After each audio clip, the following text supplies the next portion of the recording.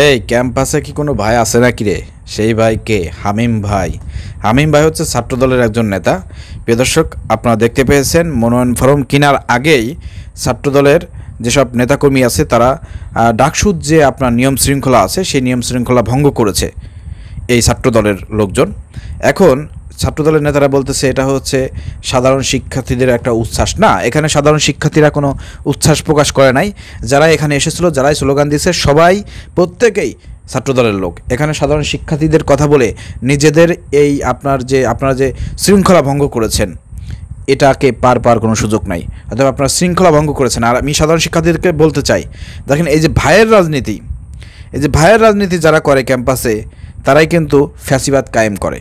অর্থাৎ সেদিকে সাধারণ শিক্ষার্থীদেরকে বলতে চাই, যারা নিয়ম শৃঙ্খলা তোয়াক্কা না করে ডাকসুর নির্বাচনের যে আপনার শৃঙ্খলা আছে সেটাকে ভঙ্গ করে, এবং যারা এই যে ভাইয়ের রাজনীতি চালু করতে চায়, ভাইকে সালাম দিতে হবে, ভাইয়ের কথা শুনতে হবে, এই বড় ভাই, এই যে ভাইয়ের রাজনীতি, এই যে ভাইয়ের নামে আপনার স্লোগান, এই রাজনীতি যারা করে তারা কি করেছে না করেছে দীর্ঘ 17 বছর সেটা আপনার ভালো করে জানান।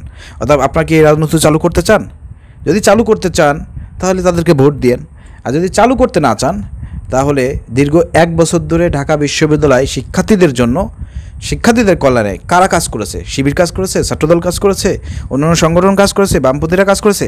কে কতটুকু করেছে, কে কতটুকু অ্যাক্টিভিজম দেখাইছে, সেটার উপর একটু জাস্টিফাই করেন, একটু বিবেচনা করুন, চিন্তা ভাবনা করে আপনারা ভোট দেন। ঠিক আছে? আশা করি বুঝতে পেরেছেন।